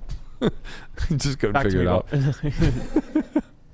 Nobody has any idea what Conrad's doing. He doesn't have shoes on. He's just running around the office right now. But yeah, I mean, I think like the amount of gamble, and also like they had to close registration early because the main event was overflowing with day 2 registrants, so they didn't have enough room to even run the flip and go for very long. It could have been done online. Could have been done online. It should be done online. Let's be clear. Like, it just should be done online. That's the way to do it moving forward. And hopefully, like, they'll listen to this feedback, and maybe we could see this event be. And honestly, like, if you want to rake it, fine. Like, that was just a suggestion because it's no overhead, right? Running the day 1 is just like literally putting it online and letting people run legs. But like, if you need to rake it, rake it. I don't even care. The point is that you could have 1,000-man turbo day 2 where everybody's already in the money and first place is like near $1 million. That's fucking incredible. Wow. Like, that's an event I want to show up to. That I'll pay 12% for that. At what point do you think that final tables for WSOP are going to change from clocks to hands per level? Maybe never, unless GG buys them. No, that's kind of what I'm getting at. Like, because GG is kind of does that online for their stuff. Yeah, but I don't know if GG is going to buy them. I mean, they've been trying, but I don't know that they're actually going to get through the process. They've been there for a while, Long time. They've been trying to get after it for quite some time, and as far as I know, they just don't qualify. Or at least they haven't yet. I don't know. I don't know what the fuck goes into it. I just know that like something's holding it up. And we'll just keep paying attention to it and see how that changes moving forward. Yeah. You want to talk not the hand, but just like briefly of your experience in the main? Yeah. I mean, yeah. It was fun to make the day 4, I suppose, and cash the tournament versus being out day 1. So maybe day 2 buy-in is more up my alley than otherwise. Yeah. I don't know. It's a weird in between of like spot picking for dollars worth it as well as like potential busting, where like I don't think it's that different of like people saying if you register early, it's like you're more likely to win the tournament, and if you register later, you're more likely to cash. I think that's less true in the main event. And it's just like, well, that's kind of what I was getting at, is like, how different can it really be of like you need to be there from hand 1 versus just have 75 bigs or whatever it is that you enter day 2 with right. 2-hour levels as well. Yeah. Where you're not necessarily playing like you said it to me best, man. Like day 1 is not a normal tournament. It's like people especially don't want to lose on day 1. Yeah. They don't want to lose level 1. They don't want to. So it's like, is this really worth it? Is it worth playing like value wars where, I don't know. Well, you can get picked sometimes. Yeah, sometimes they pick you, but at the same time, like when they don't pick, you're more likely not to get picked than get picked, I think. Here's what I really recognize, and it's what you spoke to earlier, is that the big value in day 1 is the RFI. The ability to play a bunch of single raise pots. And the challenge is that what you're really trying to do is build like with compounding interest, if that makes sense. So the real challenge of day 1 is when you're at or below starting stack, these single raise pots compound against you, because it's not that people fight post, but it's that they flick in a lot, right? So you have to do more betting. You have to do more. Precisely. It's not the overfold pre, the overfold on the flop. It's the overfold on the turn and on the river. And that can be very costly, right? So whenever you're at or below starting stack, you really do have to play the patience game of starting to look for better spots, right? Really trying to identify situations where like you can just play for all of it rather than trying to just like dink and dunk. And this is like what Lamanna probably does both well and poorly, I think that he's someone that does not get max value for his hand, but he will also not be out of the tournament. Exactly. So it's like he does a lot of dinking and dunking and not enough of like pure doubling. Like right? good example being like he'll probably play in spots where someone might have a river decision that needs to lead to an all-in strategy, but instead of them jamming, they go like 75% pot. Exactly. And then instead of him playing like a thin raise for a jam, he'll be like, I don't get called by worst, so I'm going to call. Yeah. Right. So it's really hard to make Brian lose from the main because he plays in a way that doesn't leverage his stack. Correct. But he's also not leveraging your stack. Exactly. So unless he has. Right. Exactly. So like when you're at or below starting and you're kind of navigating through the 100 big blind game tree or lower, you do have to do a little bit more. Like you have to be a little bit more conservative and just look for more polarizing spots where you can kind of like play a big pot with a high degree of confidence. Which is what online cash guys do very well. And that's why people are always like, oh man, like I love cash players in the main. It's like, yeah, you can love them on day one and they're probably doing well on day one, but how much does that compound when you get to day 5 and you're playing 40 big blind poker? I would say a ton because the average is 40 big blinds on day 5. Actually, the average right now is probably closer to 55. So it's like, it's easy as a cash guy if you get on a pile of chips to not relinquish. But the other person also has to be on a lot of chips too, you know? Because if you're playing, if you have 100 bigs, but they have 40, yeah, like it's a different game. It is, but you know, they also play 40 like it's 100 because they're conservative. Yeah, it's just kind of funny, like going full circle or talking with a friend that doesn't really play tournaments. And he's like, it's so funny to me that like, you tournament guys think that like 30 big blinds is a pile. And he's like, you're right. But as a cash guy, you just don't think of it that way because you're so used to playing 100 deep, 150 deep, 200 deep, right? Where it's just a very different game when you get to 30 bigs or 100. Point is that what the cash guys do really well is figure out ways to leverage in single raise pots. And whether you're talking about being 100 effective or 40 effective, the only difference is where the point of leverage will come. And how big is the turn bet? Yeah, it's just where the point of leverage will come in the single raise pot, right? How many times are we playing 3 streets versus 2, 2 streets versus 1, etc. But what I was trying to arrive at is when you are... So this is how it can compound against you. And that's the frustration of day one, right? That's why a lot of people don't want to play day one. It's why I was like losing my fucking mind, losing half my stack in the first level. Which is still a ton of chips for what it's worth. For sure. I was well over 100 blinds. It doesn't feel that way though. It doesn't feel that way, but I did make the conscious decision of like, okay, the way I got down to this stack was just good hand versus good hand where I went thin for value and got clipped. So now what I'm going to do is look for spots to play for all of it. And that's exactly what happened. Like I was fortunate enough to flop the nuts and I took a very non-standard line and got worse to stick it all in. I get a double, and now I get to compound the other way. Because what ends up happening is that if you play enough single raise pots, you'll find yourself in enough fortuitous situations where you are picking up medium-sized pot after medium-sized pot. And that's the way that the early days can fall favorably for you. Where it gets shitty, and this is why I'm not a big fan of day 2 reg, is you go to day 2 and you have like 200 big blinds, but no one else at your table has more than starting stack. And that's exactly what happened to me on day 2. I came in, I had 200 big blinds. We had 4 new people come that had just registered the event, and then 3 other people at the table who had somewhere between 40K and 60K.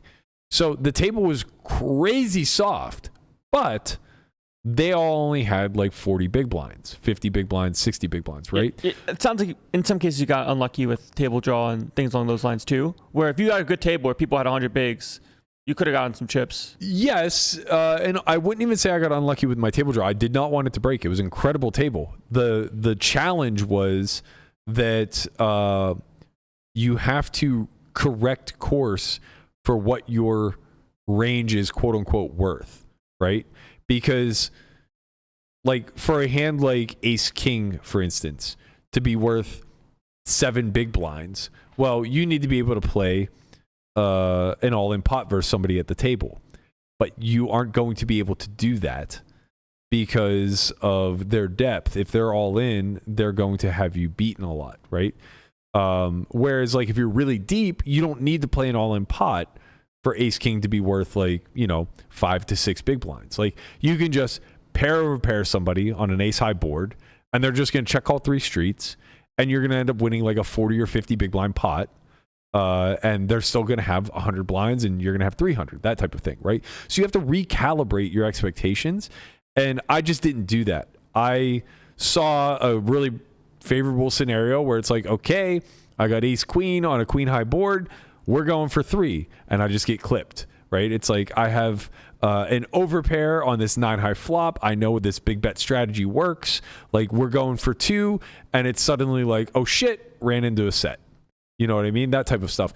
And that is just like an overall global strategy correction that I think needs to change. But the bigger point I'm trying to get at, bringing this full circle to your experience, is that it's frustrating but worth it, in my opinion, to play as many levels and for as long as possible in an event where you're just heavily rewarded for every single minute that your ass is in the chair. Yeah, you definitely get rewarded for patience, and you see that time and time again. Sure, sometimes when you get short, you have to like win it all in and double or whatever. Like you have 20 bigs, you double and get the 40. Like you have a long time to be able to get some good spots if you're lucky to have like a reasonable enough table and things along those lines, which isn't necessarily the case in most other tournaments where the blinds go up, and then once you double, you're back to where you were before the level changed. Right. Right, and I think that that's why you, like someone like you or you specifically, just benefits a fuck ton from getting to Ravage.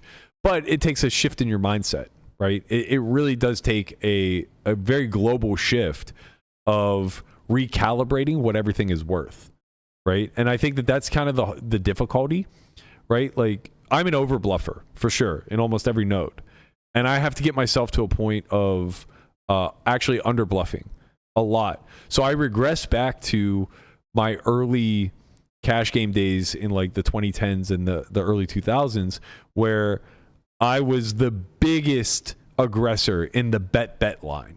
No one did more betting than me during that time frame. And then no one did more river checking than me, right? And the cool thing was that the pool didn't really figure it out. So I didn't get like overcalled on the turn to initiate a check on the river. They would still just overfold the turn a lot, and then I was correct to check down the river. Main event's the same thing.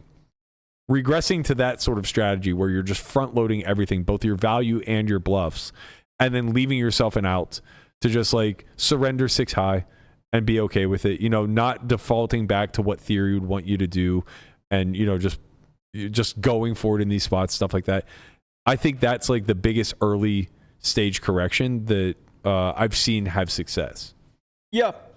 You definitely just get rewarded for having like multi-street early aggression than you do in other spots, but also it's nice to find some spots to be able to kind of range assess opponents more so in single raise pots like heads up versus multi-way. Like multi-way, just too much stuff's going on, hard to really know, but you can kind of tell hand strength or potential hand strength, and this is something like the call it main event guys do very well, where it's like, okay, I'm gonna check the turn with like a decent top pair. Like I could bet, but I also can check, and then the river is whatever, and then whatever size out of position chooses allows them to come up with a counter strategy of like, okay, they bet really small, they probably have like a pair that's worse than mine or weak. I'm gonna raise, and they're gonna think, oh man, like I bet too small, like I'm capped, or they like bet bigger, and it's like, oh wow, like okay, can I fold now because the size they chose was not congruent with the size I think they would choose if they're bluffing?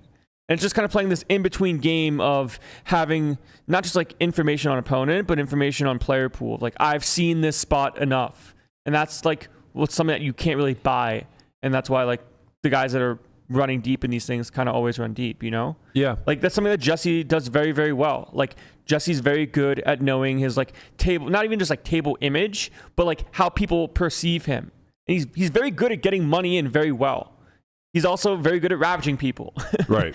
he's won enough now. Do you think that I believe in Jesse? Do you think that there is an aspect of like wanting to do cool shit? Like, again, not going to talk about the hand, but when you sent me the hand that basically crippled you, bro, everybody thought I was trolling. I thought you were trolling for sure. No. And the funny part was, Sam was texting me on the side, and I said, when he sent me this hand, The only thing that came to my mind was the meme of the little black kid that goes, "I want to do hood rat shit with my friends."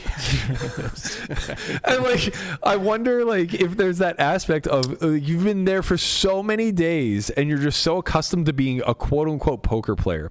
But that's not what pays here, right? What pays here is just being the smartest guy in the room and navigating and being patient, right? But there's still this inner desire to just like do hood rat shit with your friends. Yeah, I mean, it's not necessarily like for like sake of doing it, more so just taking the spot for what it is. And Well, it's not for the sake of doing it, but it's the fact that it's available to you. I'm wondering how attractive it becomes, even more so than like the attractiveness of keeping your ass in the chair. Yeah, I mean, it's just the in-between of... Because this happens to me in cash a lot. Yeah, well, where the attractiveness of a play, you never leave the chair in cash. You just put more money back in. That's the thing. It's like I made a play last night that I'm not confident in, and I haven't looked it up yet. We can do it as an in the muck tomorrow. I think it's close, but the attractiveness of the play was so high to me, and what I thought I was losing in taking the spot was so low that I was like, "Fuck it, I'm just gonna run it." And if I lose 60K here, I lose. By the way, spoiler: I lost 60K. Yeah. But the thing is just like, okay, well then I reload and I take another spot later. I'll make that money back. Like I'm not losing 60K on the aggregate. I'm losing a fraction of that, maybe. This is kind of the difference in like the live player pool-esque type of poker Twitter glorification of tournaments of like, I can't believe you went all in with this hand. Like, couldn't you have waited for a better spot? And like in some cases, like it's true. In other cases, it's kind of like cope to not take spots. Yep. Because when you think about guys that have run deep or like good, like win a ton playing live, like Chance being one of them, like Chance takes spots he doesn't have to take, and sometimes they work out and sometimes they don't. But on the aggregate, like he's won a fuck ton of money doing what he thinks makes sense. I will say though, like if you were to analyze, you know, if somehow we got ourselves a hold of like hundreds of hours of Chance footage, I think that in the softest events with the biggest prize pools, I think you would be hard pressed to find a lot of spots that he took where he was the one putting himself at risk. I would assume it's a lot of preying upon others' fear of busting. Yeah, and I don't know if that's like true or not. But, like, I'm obviously speculating. Yeah, but like it makes sense to like really put the pressure on somebody to make a call to keep them in the tournament. Correct. Which is hard to do without like the nuts. Yeah. You know, because once again, like the mob mentality of when all the money goes in, you need to have it. Otherwise, find a better spot. Right. Forgets about the times you check, call, fold. Right. And you lose the amount of big blinds that you put in on 2 streets prior. Yeah. That now makes the river need to be paid off in a sense. Yeah. But like the online guys that are like win a ton of money playing tournaments and all of these things, they're like, yeah, man, like this spot's worth not very much, but if I fold here every time, I'm getting torched and I can't let myself have that happen. That point though, I think is one worth hammering home, is that you, as a good player, you're not being exploited in this event. No, you're not. Not in the main, right? Not different in like playing a 5K online. Yeah. You know, different in playing like a 25K. Every time that conversation comes into your head of if I do X, then I'm getting torched. Not in the main.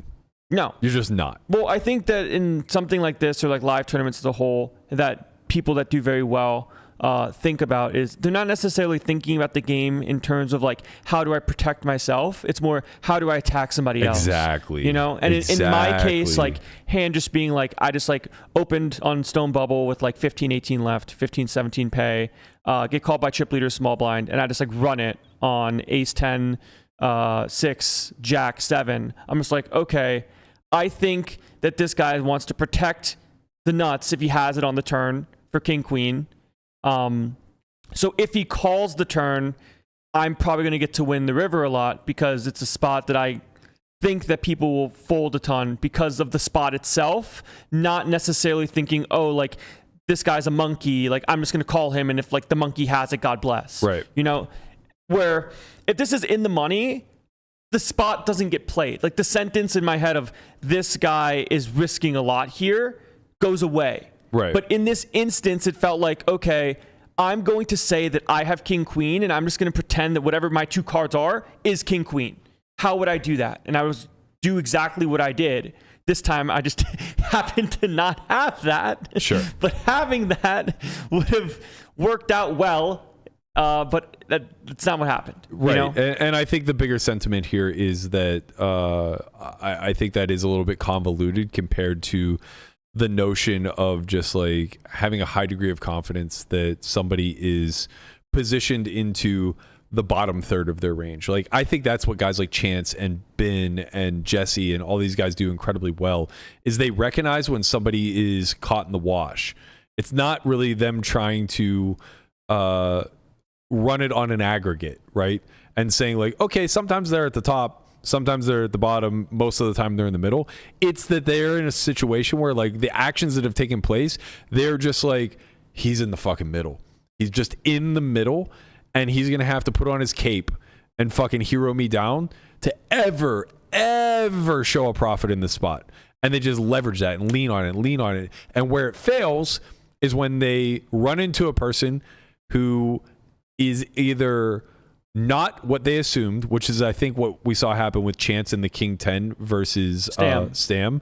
I think he assumed Stam was way more of an OMC than he actually is, and he tried to leverage that, right? Or you run into somebody who just does put on the cape a lot and will just fucking station you down, right? And you don't see that happen too often, but like, you know, if you see a Ben versus Jesse confrontation, that's a lot of what's going to happen. The middle's just going to go to showdown, you know? Yeah, and like that's kind of something that they do well is fight for pots, have some sort of sense as to like, is somebody trying to get one over on me? Right. Because they're very aware that little pride and ego in every pot. Yeah, and spots are all individualized. You know, he's never going to get the same spot twice versus the same guy on that same board with the same sizes that are being used. Yeah. And they've played a lot of live poker in some regards, and some things have had to go right besides just winning all ins. Right. You know, yeah, for sure. Like the amount, like the cope that like I've had for a long time of they just win all ins more than someone else is probably wrong. You know, it's like, do they win all ins? Sure. But at the same time, like, do they get to play big pots and spots where they get to run some really sick bluffs or make some really big calls because they have some sort of intuition or like get someone to put in too much money when they shouldn't? Right. That's worth a lot. And that's the face equity, baby. And that's something that like some guys, like it works inverse of like, I don't want to play a big pot versus them. So if I 3-bet them, I have it. Right. You know, and that's going to happen to most of like the online guys that are really good. It's like, I don't want to take ace 10 off and play a 3-bet pot against this guy, like whether I'm in position or not. Yeah. It's like, I just want to have a good hand. Yeah. So we just pass on that one. Yeah. And that's like the thing about passing on the spots, in my opinion, is when people start passing on those spots, it becomes very scary to play pots against them when they don't pass. Exactly. Because they've taken an action that they normally pass on. Especially in a 2-hour-long level event where you're not even certain that they're passing. They could just be, you know, and that's what card dead that's or something bored good or that like whatever. Espen and Karai and like guys that are very, very good at no limit poker are aware of when it comes to tournaments like this. It's like, yeah, they know the theory, and versus some people, they're not going to make folds that they don't need to. But in other spots, they're like, okay, like I don't think that this range has enough bluffs. Yeah, like, they can just look at the pip below and just say like, well, I don't think that it has X. Like the pads example, like I don't think it has 9s. Yeah. Therefore, pass. I don't think yeah, exactly. And that's it's a very weird in between of like choosing your spots versus quote unquote deck read, you know? Where it's like, what's worth more, like taking a spot where it goes like open, call, squeeze, and you have 20 bigs, or like and taking a bottom versus being like, you know what, like I'll probably get a spot with 19 that might be worth like a big and a half. Right. And like that's something that, I mean, you've seen Helmut do it for years and have success. Yeah. So like, that's the aspect of his strategy that I think he is does that like very really well. good. Yeah. And then at some point, like now he's limping button with Jack 10 suited for 10. It's like, okay, you can't do this one. Right. Like you can't get away with this one. Like you can't limp ace 4 suited off 11 from the cutoff. Like that's not allowed anymore. Yeah. You have to just be all in. Like but there's an in between. That's kind of the truth. If you know, extrapolated Helmut's entire strategy and made some corrections on the fringe, I think you'd see a really profitable strategy there. Yeah, I think that it's very aware And it's fun. It's funny because like I just think it's important with a lot of these live guys. Sorry, I didn't mean to cut you off. No, you're good. But like with Helmuth and when you're talking about the bins and the chances I think it's really important to frame out what they do incredibly well, right? Like enough of this. How does it compare to the machine type of talk? We've come full circle. Like the fact of the matter is 2004 again, but now we have knowledge. Right, like poker's an organic game and everybody's doing things very differently, and a lot of different strategies can win and show a high degree of profit based off the mistakes that are being made by the field. So I think it's really important to understand that, like, yeah, there's a lot about Helmuth's game that I don't like, and I can even be a little bit critical of, but there's also a lot of shit that he does really fucking well. And the same thing's going to be true of the guys that are the polar opposite of Helmuth, like a Ben Wynn or a Jesse Lonis. They're wildly too aggressive, and you see monkeying around and throwing way too many chips into pots. It's like, yeah, maybe that's a little bit spewy, but also these guys get their fucking value paid way more. Yeah, and that's I mean, you said it at the end there, but that's kind of the main idea is like people like that are going to get value paid. Yep. And that's how you make a lot of money playing poker tournaments. You need to get your value paid. Like good example being like friend played a hand against Foxen in the 25K where he stationed down a pure theory station and Foxen had value. But we know that Foxen is like ravages. You know, like Foxen likes to get after pots. Like every node he's going to have bluffs in. Like you cannot fold in theory, let alone fold to this guy. Right, yeah. It's like, this is good anyways. It's extra good. And if he has value, he's getting paid. Yeah, exactly. Just pay this man. It's that simple. But like some really people, like in the main, you know, like he has the same spot and it goes bet, jam. You're like, yeah, woof. Like, good luck showing me a bluff. All of his bluffs all of his bluffs on the river check the turn. Yeah. So, but he goes, like, seeing in a sentence, like, this guy says he has a good hand. He says he has a really good hand. He was risking all of the money he has on his really good hand. Yeah. And he's probably not bluffing enough. Bro just threw his car keys in the pot. I think he's got it. We're going to let this one slide. His kids are in there. The dog's in there. Like, second pair is probably no good against this guy. You know what? We're going to let this one slide. I don't give a fuck what blockers I have in this particular spot. It's funny because, like friends of mine will play spots, like very good online players, and they'll get called by, like, some insane hands. And they'll be like, I just got range called. It's like, because they don't want to fold to you. Right. So your value is overperforming and bluffing kind of becomes bad. So have it. Yeah. Try having it sometime. It's important. It's hard. It's funny because the guys that want to ravage it off, it's hard for them to have it. And everybody else in the pool, it's easy for them to have it because that's all they have. Yeah, exactly. That's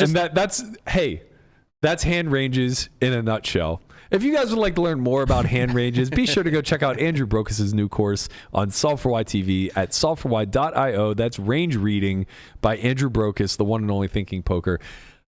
Big shout out to JJ and to Lee Jones, as always, for hitting us up with the super chat. Don't forget to like, subscribe, hit that bell. Make sure you're ready for the next time we go live.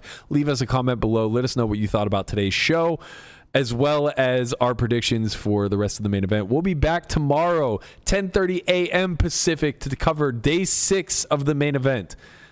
We're coming down. A lot of heroes left in the field. We're hoping that a lot of them are going to be left on day 6. I want to see all names as we get in here. You invested have some fun through stories. Me. Yes, exactly. Come on, Steven. Landon's going to get out in the field. He's got the 3K at the WSOP today. Conrad, I guess that's where he went. Who knows? We'll see you guys here 10:30 in the morning, bright and early tomorrow. Peace.